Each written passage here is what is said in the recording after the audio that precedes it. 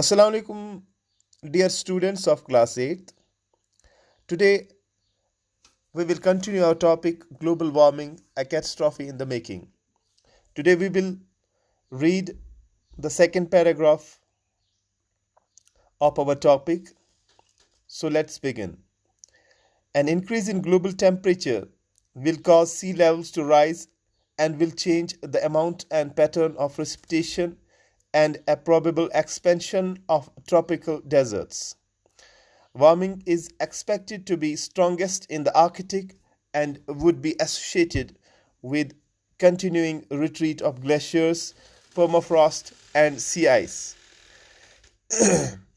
Other likely effects of the warming include more frequent occurrence of extreme weather events like heat waves, droughts, and heavy rainfall, species extinction due to shifting temperatures and change in agricultural yields. तो जो हम global warming के बारे में पढ़ रहे हैं, ये एक मैन मेड कैटास्ट्रॉफ है। ये आपने पहले ही पढ़ा है। आज हम इसके जो कॉन्सिक्वेंसेस हैं उसके बारे में भी पढ़ेंगे। तो ये तो पता है कि ग्लोबल वार्मिंग क्या होती है। Rise in the average temperature of earth's atmosphere. तो आज हम जो पढ़ रहे हैं वो है कि जो ये ग्लोबल टेम्परेचर इंक्रीज होगा या अभी हो रहा है, ये जो सी लेवल्स हैं तो वो राइज होंगी, यानी वो बढ़ जाएंगी और इसके साथ ही बहुत सारी चेंज आएंगी, जैसे amount in pattern of precipitation and a probable expansion of सब ट्रॉपिकल डेजर्ट्स। जो प्रेसिपिटेशन का ये पैटर्न था ये प्रिडिक्टिव था, यानी ये पहले से पता था। ग्लोबल वार्मिंग से पहले पता था कि सावन में बारिश होगी तो बारिश होगी, लेकिन अब जो बारिश बरसती है इसका कोई माकूल टाइम नहीं होता है, ये कभी भी बरसती है। और जब बरसती है इसका जो अमाउंट है यानी पहले पहले जो होता था कि बिल्कुल मॉडरेट रेनफॉल होता था, लेकिन चूँकि ग्लोबल वार्मिंग का जो असर है उसे ये होता है कि जो पैटर्न ऑफ रेनफॉल या अमाउंट ऑफ रेनफॉल जो है वो चेंज हो गया है।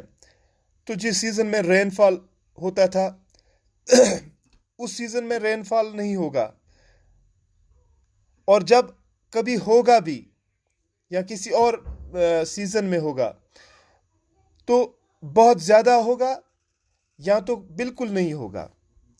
तो इसी तरह से जो सब ट्रॉपिकल डेजर्ट्स हैं वो भी एक्सपैंड हो जाएंगे, ठीक है। तो जो वार्मिंग का जो ये एक्सपेक्टेड ये जब ये वार्मिंग होगी तो ग्लोबल वार्मिंग होगी तो इससे एक्सपेक्टेशन है कि जो आर्कटिक रीजन है उस पर ज़्यादा असर करेगा and would be associated with continuing retreat of glaciers. जो ग्लेशियर्स है तो वो क्या होंगे, वो पिघलना शुरू होंगे। Permafrost and sea ice. Permafrost कहते हैं वो लैंड एरिया जिस पे जो बर्फ है वो परमानेंटली जो फ्रोजन एरिया है उसका भी क्या होगा, वो भी आहिस्ता आहिस्ता से मेल्ट होने लगेगा। या सी आइस जो है तो वो भी मेल्ट होगा, जिसकी वजह से बहुत ही ज़्यादा जो सी लेवल्स है, सी लेवल जो है वो राइज करेगी, ठीक है। Other likely effects of the warming include more frequent occurrence of extreme weather events including heat waves, droughts and heavy rainfall. तो जो ये वार्मिंग इफेक्ट जो है इसमें बहुत सारे इवेंट्स होंगे, जिसमें जैसे हीट वेव्स, बहुत ज़्यादा हीट होगी, टेम्परेचर बहुत ज़्यादा उसकी तपिश होगी।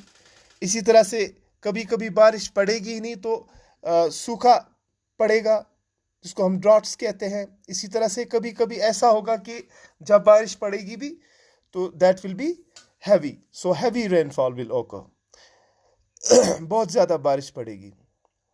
और इसी के साथ species extinction due to shifting temperatures and change in agriculture yields, क्योंकि बहुत सारी स्पीशीज है वो इंडेंजर्ड उनको कहा जाता है। लेकिन जब ये टेम्परेचर में ये तब्दीली आई या ये टेम्परेचर शिफ्ट हुआ तो उनका एक्सटिंक्शन होना तय है। यानी उनका जो यहाँ जो ये अभी तक इंडेंजर्ड कहते थे, इन अ थ्रेट ऑफ एक्सटिंक्शन, उनका खात्मा होना, तो वो पूरी तरह से ख़त्म हो जाएंगे, उनका नामो निशान मिट जाएगा। And change in the agricultural yields.